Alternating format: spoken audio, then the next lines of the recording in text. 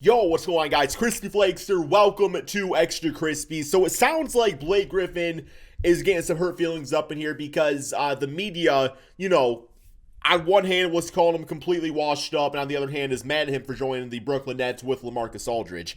And I definitely see his side of the story, man. I'm going to say straight up, though, like, the reason I was mad that Blake Griffin joined the Brooklyn Nets is because I knew for a fact that Blake Griffin was not washed up. Like, I literally saw Blake play good basketball this season. There was a game where he hit like 8 or 9 3-pointers, right?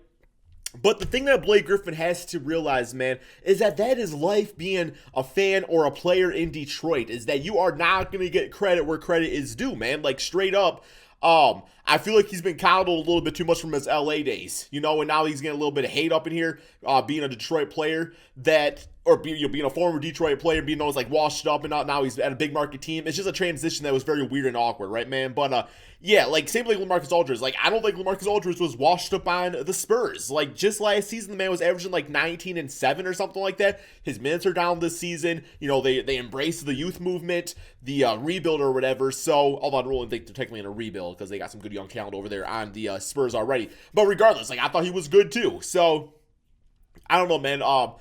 With that being said, though, I just feel like a lot of people are just flip-flopping back and forth, and it's just coming off as weird and awkward. And, if I was Blake Griffin, I would just kind of, ignore the noise. But prime example is, I got people in my mentions every single day now saying, Chris, we see Luke Kennard play last night. Y'all see Luke Kennard drop that 20-point game? I was like, I saw Luke Kennard doing that shit 2 years ago, man. Like, it ain't nothing new. Like, that's why I was mad he was traded from Detroit, although we got Sadiq Bey out of it, so that's cool. So, yeah, we're going to check this out. We're going to see what Stephen A says back, because I guess Stephen A was like one of the main people instigating some of the hate against Blake Griffin joining the Nets. So let's see what he's got to say. Blake Griffin and LaMarcus Aldridge are feeling the hate for joining the super team. In all fairness, Blake's not been playing good so far in his 2 games with the Nets. To me, because for the last couple of years, all I heard is how bad I am. Yep. You sign with this team, and everybody's like, that's not fair.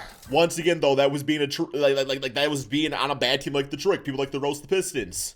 So, I mean, like, even if you were playing solid in Detroit at times, like, nobody was watching to even, like, realize that, so. Stephen A., some hypocrisy here. Is the Griffin-Aldridge criticism justified?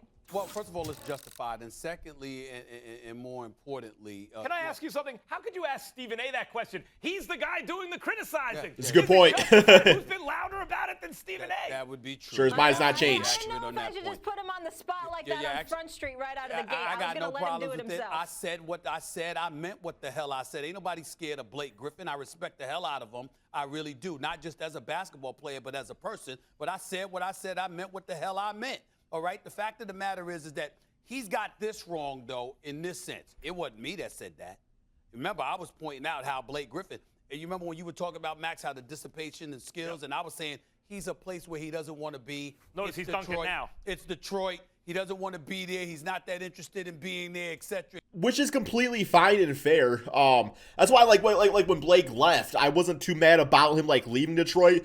I was mad like the game where he just played against Detroit, where he was treating like the young players and stuff, and just being like cocky and stuff towards them. Man, like I didn't feel like that was needed. I don't even think he did like a farewell letter or anything to Detroit, which is not really. I don't really care.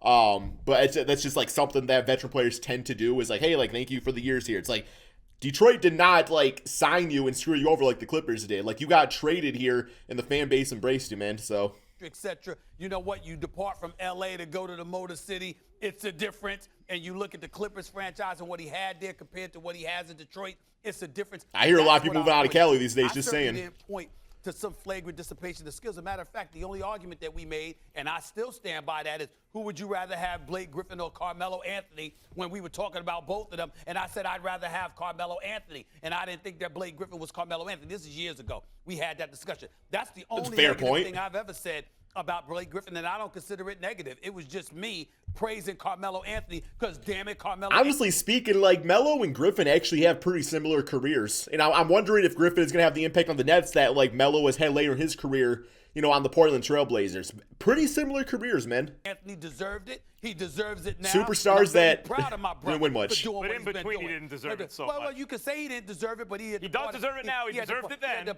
He had departed from the Knicks. And then remember, he was in Oklahoma City and then from Oklahoma City to Houston. But there was some issues in both respective places, which I highlighted. But for him to be out of the league was just ridiculous. And Carmelo Anthony has proved me right. I'm proud of that brother. Now let me get back to Blake Griffin. Let's hear it. That's all I said. I've never said anything about Blake Griffin couldn't play. Matter of fact, I specifically pointed out he can play. Here's where Blake Griffin and LaMarcus Aldridge needs to. A lot of people were equating, saying that Blake Griffin no longer can dunk to Blake Griffin can no longer play. Like I said, man, like Blake Griffin's threw down a few mean dunks in his few years on Detroit, but it was always like the passing and like the improvement in the shooting and handles and stuff like that I was always a fan of. Like, yeah, he can get to the basket, do smoothly and stuff like that, but it was the additional skill sets that he didn't really have in LA that I was always impressed with, and I knew he still had. Like, Griffin still got that shot, man. He still got it, and he still got the handles. Never went anywhere. Where I'm coming from. KD might have left Oklahoma City to go to Golden State, Max and Molly. Yep. But KD was a superstar, and he arrived as a superstar. And even though they were a bomb squad, he still elevated them because he's that great. Okay. Griffin arrived at Detroit as a damn superstar. He had his best season. If you have Blake Griffin in the Hall of Fame, just know statistically his best season was in Detroit. And in theory, I mean, he didn't really elevate Detroit. I mean, he did get us to the playoffs with the help of some other guys, I guess. But, his first round exit, I think we got swept by the Bucks or whatever. Can you really say that KD, like, elevated the Warriors? I mean, I guess yes, KD's going to elevate no matter where he goes. But, like, how much so? You know what I'm saying? That was the big thing about KD on the Warriors, was that he was already a beast-ass team over there, and so I don't really know, man. Okay, that's what I'm talking about. When you look at LaMarcus Aldridge and Blake Griffin, they were once the cornerstones of a franchise in Portland and LA, respectively. Also older than Durant, I believe, when right? LaMarcus Aldridge went to San Antonio, that was a big-time free agent pickup for the San Antonio Spurs. Might be the same age, Griffin and Durant. We were looking at them different because LaMarcus Aldridge had arrived, and obviously they had the other pieces there with Manu and Kawhi and all of that other stuff, with Tim Duncan fading into the twilight. We understood that. What I'm saying is that you look at them now, it's as if they are literally hanging on for the sole express purpose of getting a championship while making a minimal contribution.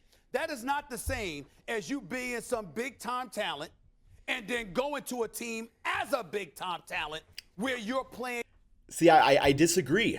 I mean, okay, I'm separating LaMarcus and Blake Griffin. LaMarcus Aldridge is like 36, okay? I'm cool with his new role on the Nets. But with Blake Griffin, I still think, okay, but then opens up a whole new argument. It's such an awkward situation. It's such an awkward situation, man, because Blake Griffin, to me, can still be like a second or third option on an NBA team. I still think he's that good, man. I still think he has that skill set. Leaning towards more of a third option. Like, if there was no Durant on the Nets and it was, Kyrie, James Harden, and then Blake Griffin as that third option, that team to me can still win a damn championship, bro. The thing is that Blake Griffin is now, it just seems like he's ring chasing a few years too early. And maybe some of that is because of health, and maybe he doesn't want to play basketball all that much longer. So, I just think he's settling for this limited role a little bit too soon. That's what my only issue with it. And that was the big thing in Detroit, where it's like the Pistons this season, yes, we're one of the worst teams in the NBA, but the young boys been playing nice out there. And I think a lot of the younger players in Detroit were kind of hurt in the sense that they're like, yo, Blake, like, if you give it your all every single night with Jeremy Grant, all those guys, like, we could be a better team. Which for a rebuild's not all that great, but just from a integrity standpoint, I guess. A pivotal role. And so what I'm saying is, for them to join a squad where you're talking about Blake Griffin and LaMarcus Aldridge possibly not even being a fourth option. Right? I'm like, damn. That's all I'm saying. And I don't apologize for that because I'm about this competition, man. It means everything to me in this sense. I want to see who you go against. How many times do I sit here with you, Max, across from you and talking to Molly? How many times do I pay attention to two things? Resume, and I talk about who you win against. Quality of opposition. The quality of opposition. And when the scales are tipped so dramatically that there's barely competition, I'm not saying that's the really case. I'm saying that's the intent. That's where I get along. That's all I'm saying. Blake is right about this, and you're wrong. Okay. And I will tell you why. Please do. Let's hear it. First of all, Max. the media is not a monolith. We all have different things to say. Sure. But overwhelmingly, what Blake has been hearing recently, not from you, is you stink. You can't play anymore. Yeah, he didn't hear that from me. No, he didn't hear that part from you. But he's been hearing it all over. I was getting sick of those comments, man. I was hearing it everywhere. Blake Griffin's washed. No, he's not washed. He's just unmotivated. It's so different. So. And now he's hearing overwhelmingly from the media, it's not fair. They got Blake. So yeah. he has a right to you all hear bad that. for that one. It's not directed at you or me. Makes no sense. Just Stay generally, consistent with your hold on, thoughts. time out. Most of what is said is I can't play, and now most of what is said is it's not fair. The Nets got me. How's that work? Okay, that's 100% true. Two. You're essentially saying he's ring chasing, and that when he was the cornerstone of a franchise, he couldn't get it done. And the same goes for LaMarcus Aldridge. And you're right about that. Yep. You're right. They weren't good enough to be the best player on a championship team. Maybe not even the second best player on a championship team. But I'm not going to sit here and castigate. Situational. I think of no disrespect to Chris Paul. I mean, Chris Paul is one of the greatest point guards of all time. But I mean, as far as if Griffin would have been an OKC in his prime playing with Kevin Durant or something, in his absolute prime, he could have been a second option on that type of team. So, like I said, there's no disrespect to Chris Paul or none of those guys in LA. But Griffin, I think, third option with two solid all-stars in front of him, could get it done. But Blake Griffin with absolute superstar LeBron James, Kawhi Leonard, Kevin Durant caliber player, could get, possibly get done in his prime. Players who've come to a conclusion, especially at this point in their career, that's not easy. I can't be the man on a championship team. Know why, Stephen A? Not good enough. They're not quite good enough. It's not that they weren't fantastic players, they were, but there are levels to this. When you have a league with LeBron and KD and those guys, that's a level above the highest level Blake or LaMarcus Aldridge have ever played on.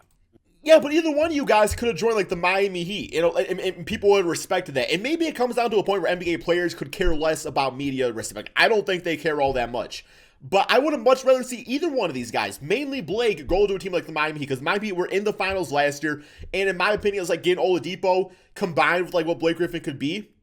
I mean, he probably could have been a 17-point, 7-rebound, 4 or 5 assist player on Miami. Now he's settling for that. Maybe he gets 9 points and 3 assists or something like that on any given night. So that's what I'm saying. I think I just feel his utilization on the Nets is not warranted at this point to his ring chasing, man. He could have gave it all to one more franchise that was a Blake Griffin away from being that next level team. Boston Celtics, somebody like that, man. But the Nets do not need either one of these guys at all. I think that's the criticism. It's like wasted talent almost. Mm-hmm. That's not a slight to them. It's praising the level that LeBron and KD have attained. Mm-hmm. So I'm not going to sit here and cast aspersions and kind of take credit away from guys, especially when they're older, who acknowledge that, okay, you know what I can be? Blake is not that old. Option on a championship team, especially when the addition of Blake and LaMarcus Aldridge doesn't make it unfair to the Nets. They don't really move the needle. What moves the needle for the Nets was KD, James Harden, and Kyrie Irving. That's why. I do agree with that statement. I think there comes a point where unless you get a superstar, that like when Blake Griffin first joined, I was okay, this makes the Nets better. Then I heard LaMarcus Aldridge joined, and I was there's only so many possessions in a basketball game for a guy to have a big, huge impact. So it wasn't that big a deal to me. I mean, as far as when I see LaMarcus, I understood people getting angry about it, because once again, I think LaMarcus is a guy that is a better player than how he will be used on the Nets. The Nets are going to destroy everybody. Okay. Here's my point. First of all, I'm allowed to not like something without it actually being a criticism. It just doesn't happen to be my preference. Sure. I'm not knocking Blake Griffin and LaMarcus Aldridge. I get it. But my point is that if this were a superstar that we saw descend before our very eyes, we would be why not just retire? As opposed to be seen as somebody who's the 4th, 5th, 6th wheel on a team riding the coattails of other people. Okay, I guess that's the end of that one right there, man. My closing out statement about this, guys, is that I want to be direct with this. If you are one of those people That said, Blake Griffin was extremely washed up in Detroit, but you're also mad he's on the Nets. You gotta do better, man. You gotta do better. You gotta be more strict and confided within your opinions, man. Because that makes no damn sense. That makes no damn sense. Like, you can't be that's literally being like a two-way hater. Like, that's just like hating on a guy no matter what, based off his situation. Now, if you realize that Blake Griffin was washed up in Detroit, and then you said he's on the Nets, ain't that big a deal, that's cool. If you were like me and didn't think that Blake Griffin was washed up in Detroit and went to the Nets, and you feel like he could have been a better, more prominent player somewhere else, and you were mad about him joining a team like the Nets, I think that's fine too. Just be consistent with your opinions. And don't hate just to hate, man. So, yeah, that's all I got. Thank you all so much for watching. Peace out, guys.